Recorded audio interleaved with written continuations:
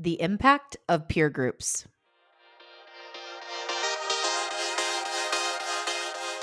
Hey, it's Nikki, Llewellyn Gregory, and you're on Gut Plus Science, a mentoring platform for people first leaders of all levels.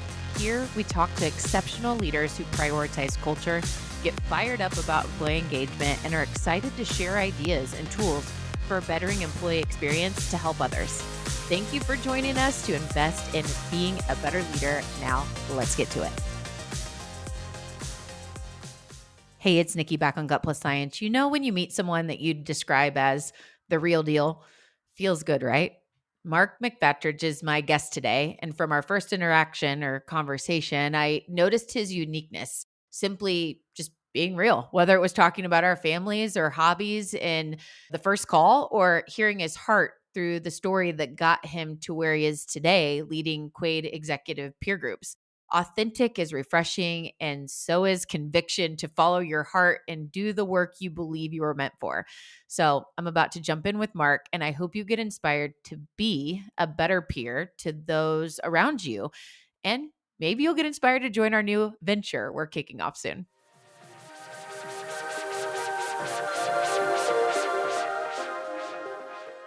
Hey, Mark, welcome to Gut Plus Science. Today, I want to collaborate on a shared belief that we both have. Peer groups are powerful and a necessity for leaders. How did this become your truth?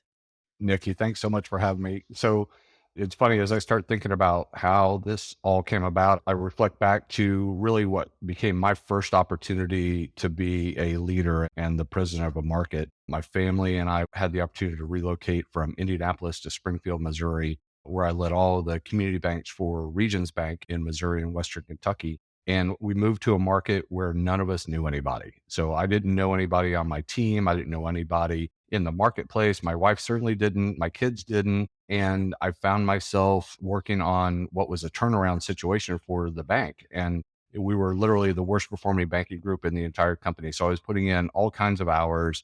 I did not have work life balance or work life integration. I was at the office a lot, leaving my kids and my wife to kind of fight for themselves. And I was fighting myself and trying to figure out how to do everything. And it was then that I qualified to join YPO, Young Presidents Organization, for the first time. And I joined YPO in January of 2007 and immediately joined a YPO forum, which, for those of you who don't know, is an executive peer group. And I was surrounded by 7 other leaders and business owners that had just amazing experiences and amazing ways to share how to get through the day at times and how to hold each other accountable and how to challenge each other and all that kind of stuff. So I became exposed to the power of an executive peer group 15, almost 16 years ago now. And it just bled through. And so that was the foundation of how Quaid came about in my mind. I know the power of an executive peer group and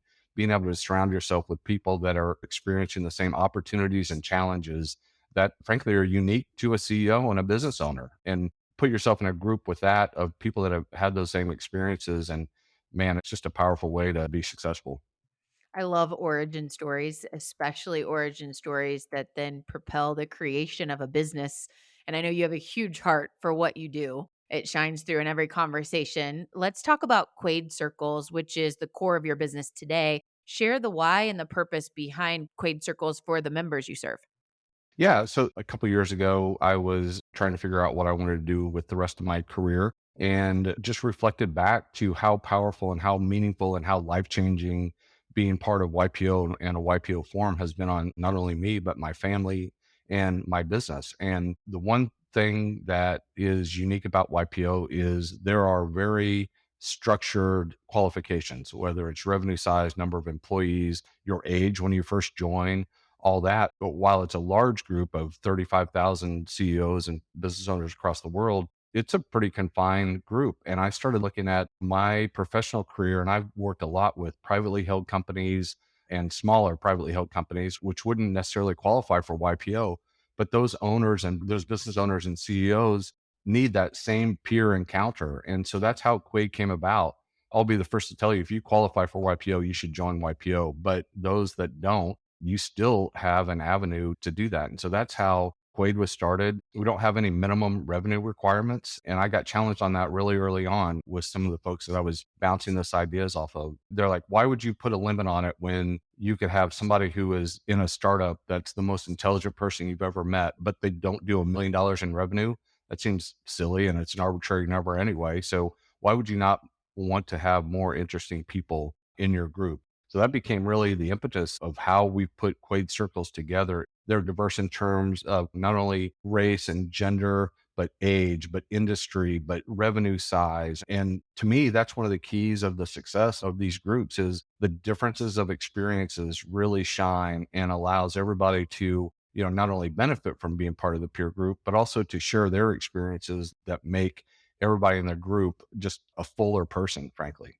Love that. Thank you for sharing. I'm excited to be an incoming member of one of the newest Quaid circles that will highlight more in just a little bit. I am such an advocate for coaching. I love to share my coaching story from my very first interaction with my coach that started when I was 25, as I believe everyone needs a coach. Honestly, not just a coach, but also mentors and in many seasons of life, counselors. My first career path that I have some soapbox story around. I got my undergrad and graduate degree as a mental health therapist. I was a counselor for the first stage of my life.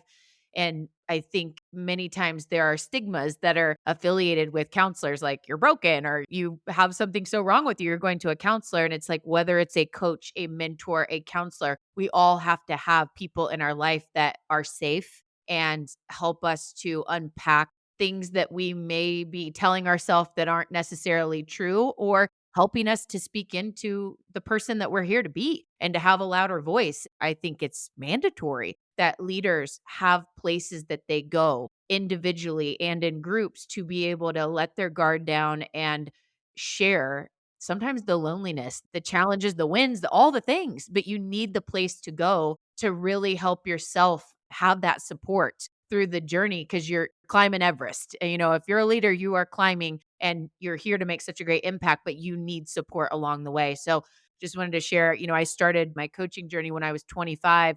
And so many times I'll get a compliment on something and I'll say, I learned this from my coach.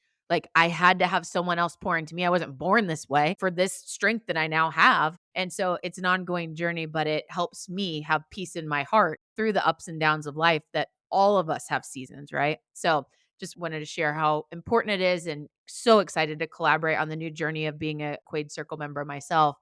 Mark, can you talk about how you coordinate your peer relationships in your circle? There's got to be some ways that you really leverage to make sure that those right fit people are together, I guess, to really go deeper in understanding who can benefit each other and how you coordinate that.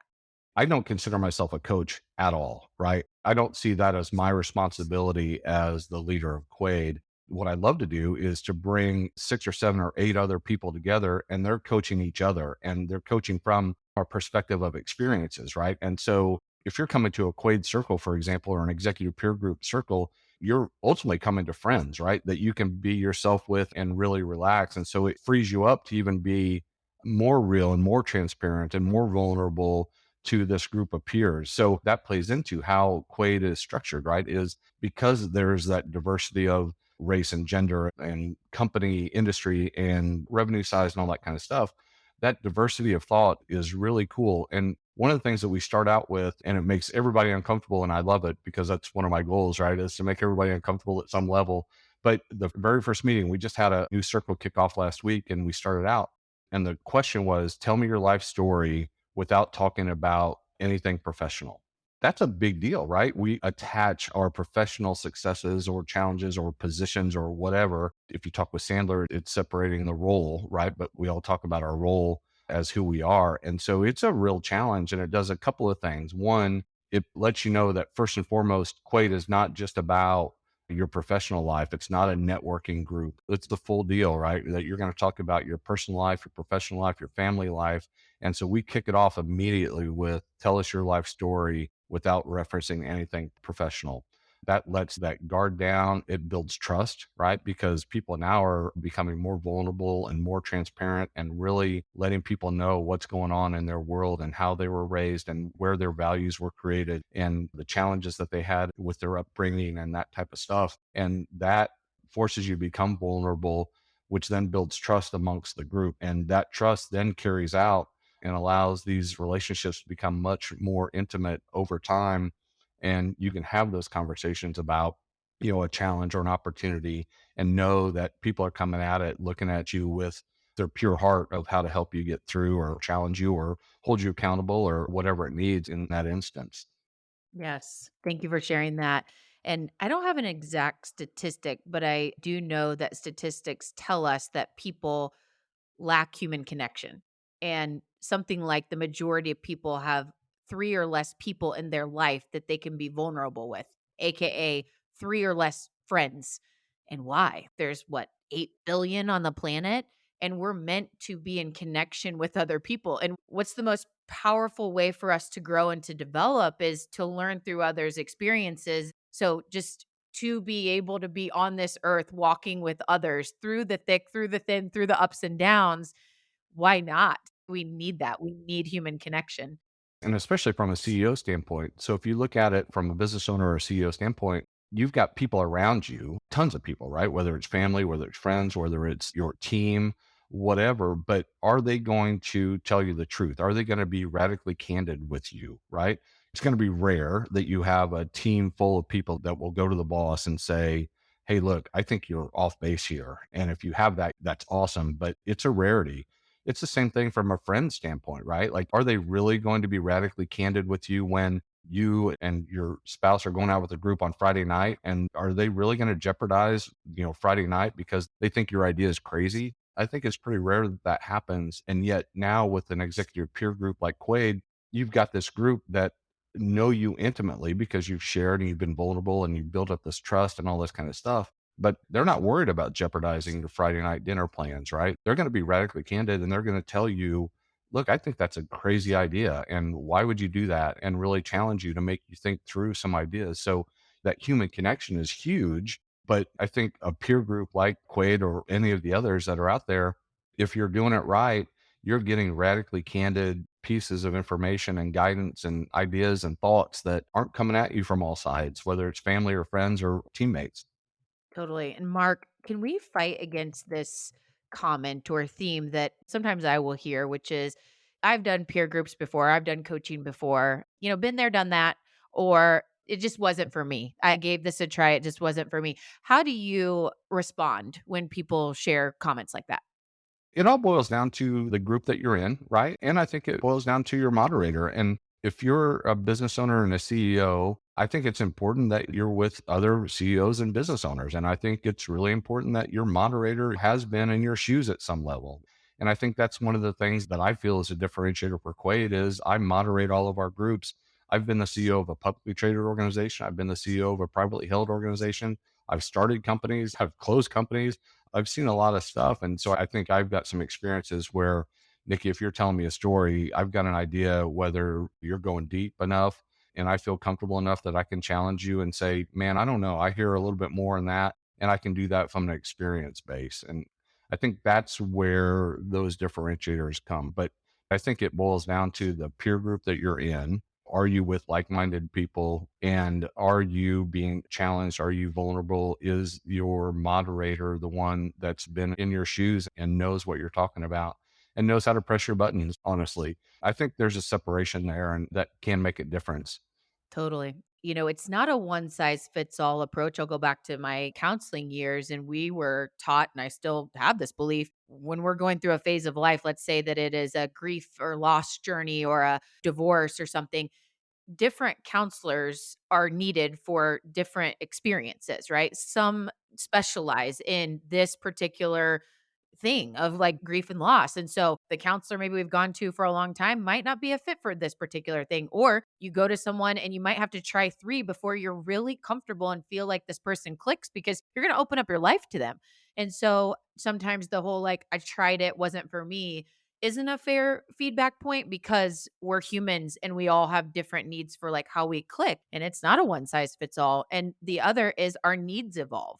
There's certain groups, not to pick on YPO, I'm just using this as an example. Like maybe someone was in YPO like yourself for 4 years. It served its purpose during that time. Perfect, spot on.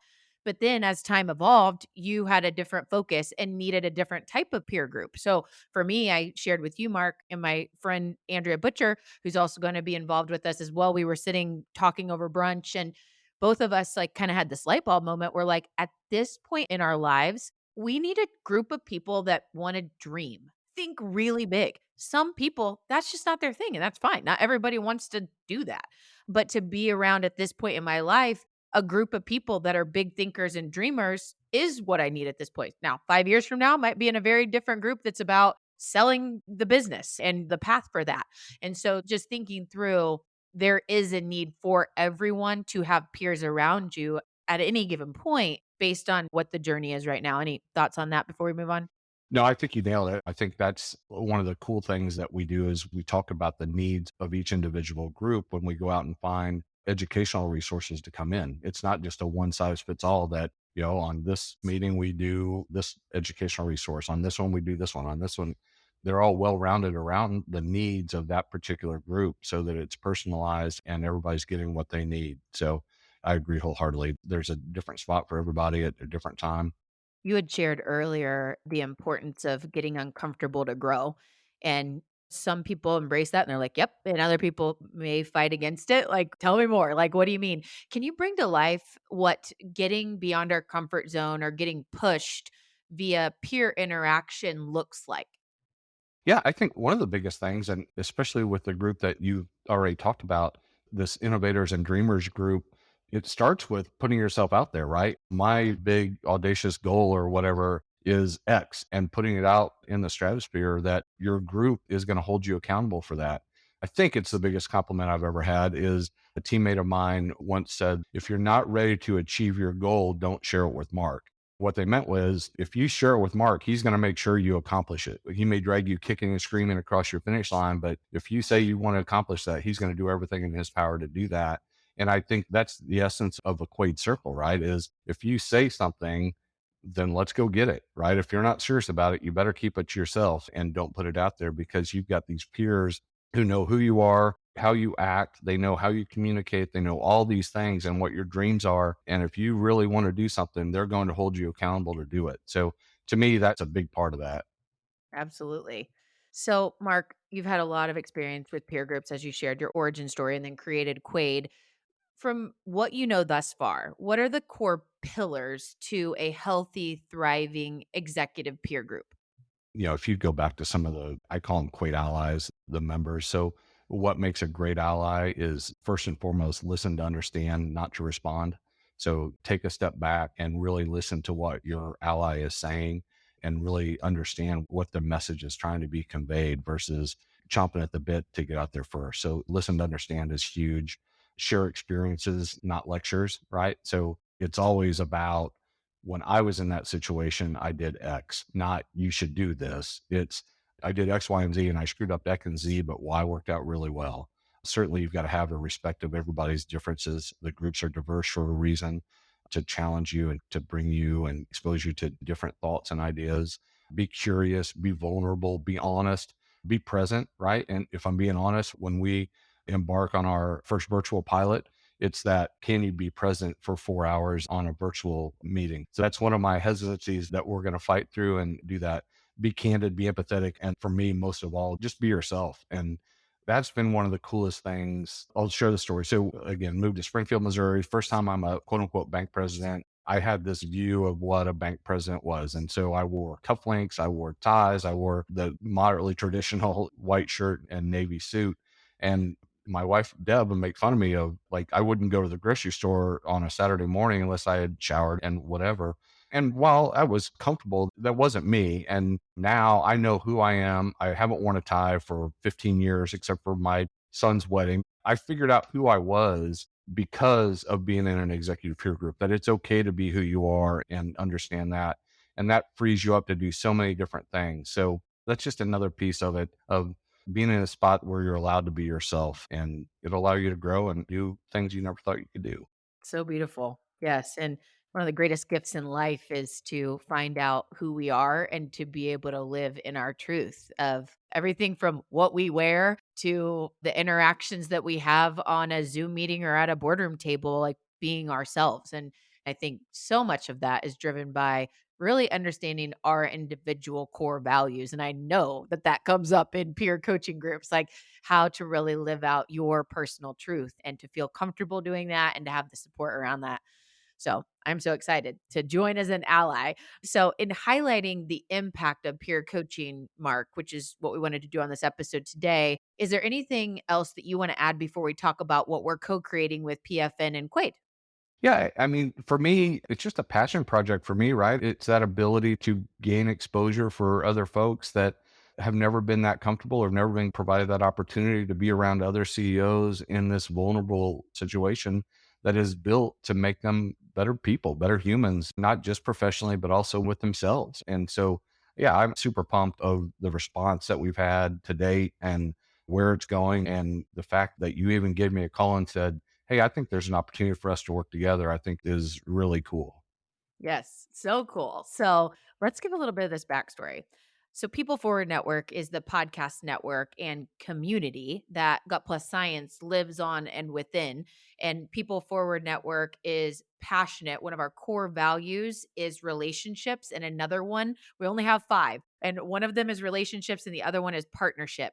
And I see those things intertwined, but also different and unique. And we are here as a community to not just bring the best listener experience through podcast and content to help advance leaders to move people forward, but to help them have a community around them. Like I passionately wake up every day to help fight those statistics we were talking about that are so sad around like having three or less people in your life that you can be real with and that you have in your corner. We shouldn't do that. And as leaders, we don't want to do life alone. And People Forward Network is here to help with that. So our community brings people together for learning experiences and to build relationships. And as we were doing that, we'd have like hot topics. Like a recent one that we just had was on how AI or like chat GTP is really changing the future of business and what to consider and how to lead that well.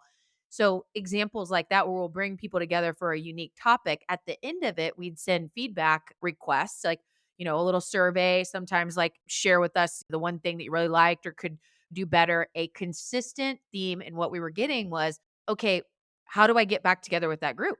What's the next step with the group? How could I interact with them more? And thinking through my experiences with peer forums, I'm like, man, this is not our business at PFN. Like, we are not those facilitators to do these consistent groups that go deep and really get to what people are looking for. We need to figure it out. And so, reached out to, of course, network and relationships and asked for connections. And I would say I at least talked to 10 different models and leaders of these different organizations. And Mark, I just honestly really loved your origin story and I loved your heart for what you're doing. I'm like, even one of your newest members is one of my dear friends, and she just experienced her first group, which you were illustrating is really about who you are, not about business, like you as an individual. And both of us were just talking about the environment that that facilitator can create when they are so authentically real. The rest of the people, if you talked about how you were at the bank, Mark, and always polished and you got your tie on and everything, that environment lends itself to the vibe of the group going in that direction. And where you've got a very tapped in, core values driven, authentic leader, it allows for the dynamic to really be real and authentic. And that's what we were looking for. So, this is our first experiment with bringing these peer executive forums in. So, People Forward Network and Quaid circles are joining forces and we're launching our first initial session. One of the things that we hold true at People Forward Network is we want to be a global resource for leaders. We want diversity of all kinds of people from all kinds of places and learning from each other. And so our greatest challenge is how to do that through a virtual platform well. So I feel you on the like, this is 4 hours. How do we make sure they're as engaged as live? We get to go down this journey together. But I am so excited to be able to offer that and really encourage this message.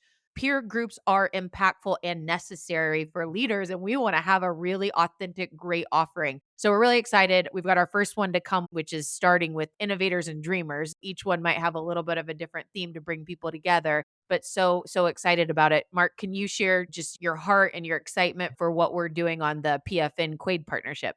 Oh, yeah. I'm pumped, right? I mean, really, it's an honor to even have that opportunity to be able to partner with y'all. And for me, as we kept growing and adding circles, I was trying to figure out how can we touch more people, and this came and approached me. And again, even though going into it, and I warned you up front that I'm uncomfortable in this environment, this is what these interactions are for, right? You are challenging me to do better, to grow better, to think bigger, and try to touch more people. And when you start looking at our initial roster of who's going to be in this group, it is diverse, it is unique, it is dreamers, innovators. People are going to hold each other accountable. The conversations that are going to be had with this initial group are just freaking phenomenal. I can't wait to kick this thing off. So I'm super pumped. Oh, I am so pumped too. And in an effort of partnership, we get to co-create this and experience this together from the beginning and learn and figure out how do we bring that impact through the virtual medium to connect leaders from all over the world and do it really well. So I had shared there's 5 core values at People Forward Network, one being relationships and the other being partnership as another. And Mark, we are honored to be able to partner with you and create this and really do good for lots of people. So thank you so much for being here today and really just highlighting the power and the impact of peer groups. And I want to transition over. We're going to share our sponsor message of the day, and we'll come back to our lightning round where we'll get to learn a little bit more about the personal side of you before we head out. So we'll be right back. If you're leading with a people first mindset, which most likely you are because you're listening to Gut Plus Science, join People Forward Network, the largest community of humans on a shared mission to lead meaningful work. You can find us at peopleforwardnetwork.com or follow People Forward Network on LinkedIn. All right, back on Gut Plus Science with Mark McFatridge, and we're going to dive into our lightning round. So, Mark, every single episode we ask for one book, favorite of all time, or an awesome recent read that you would pick for our leader listener audience. What book do you want to add? It may not be my favorite book of all time, but one that I just read recently is Essentialism by Greg McKeown. Just an amazing message. And I think it resonates so well with business owners and CEOs about what's truly important, where are you spending your time, and giving yourself the opportunity to say no, and all those great things that are so vitally important for success personally and professionally. Awesome. Thank you for sharing that. Where is the next travel destination you'll be checking off your bucket list? Oh, this is a cool one for me. One of the goals that I had set for 2022, I wanted to earn my first level sommelier certificate. And so I did that in November of 2022. So I am a certified level 1 sommelier, which really just means I know where grapes and wines come from and that type of stuff. So as we look forward, I want to use that. And Deb and I are planning to spend an extended amount of time in France next year so that we can really live the grapes, right? And visit a bunch of different places. So we're formulating it now, but in 2024, we're going to spend an extended amount of time in France, visit some wineries of things that we're drinking and learn new stuff and all that. And so one of the goals for 2023 is to become moderately fluent in French. So super pumped about that. I love that. And Mark, just to note, in case we want to co-create even richer experience, I just did a virtual wine tasting that was done so well. So we might be able to like, hey, every once in a while, we're adding a little wine flavor and education into our PFN Quaid circles. Just throwing that out. I would love it. And so, Mark, share with us a beloved childhood memory. Yeah. So just very brief. I know this is supposed to be lightning round, but none of my stories are short. So my parents divorced when I was pretty young. So a lot of my childhood was spent in sports. And so I remember I was a 12-year-old little league. I was a pretty good baseball player, actually, and ended up playing in college. We were playing a team for the Little Logan Sport, Indiana Little League Championship. A typical Little League game goes 6 innings. We played 12 innings and ended up winning 12-1. I caught the first 6 innings and pitched the last 6 innings and came out on top. So again, it really tied back a lot of things that I attribute to my successes as an adult go back to the sports and all that good stuff. And so that's one that will always stand out. It was just an incredible experience, incredible game. And in Logansport, Indiana, baseball is king. And it was a pretty cool deal. How neat. Thank you for sharing that. And Mark, before we go, can you share the best way for people to connect or stay in touch with you after this episode? LinkedIn, you can find me there. Additionally, mark.mcfatridge at quaidcircle.com. McFatridge is McFatridge. So mark.mcfatridge at quaidcircle.com or LinkedIn would be a great place to connect.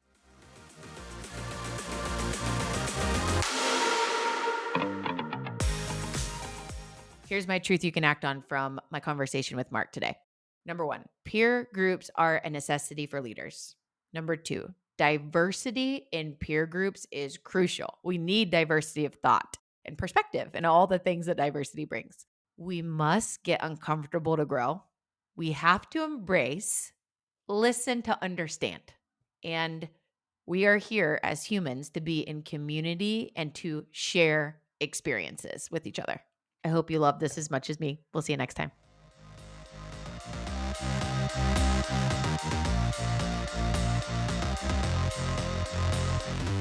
We just left the world a little bit better. Now, go do something with it.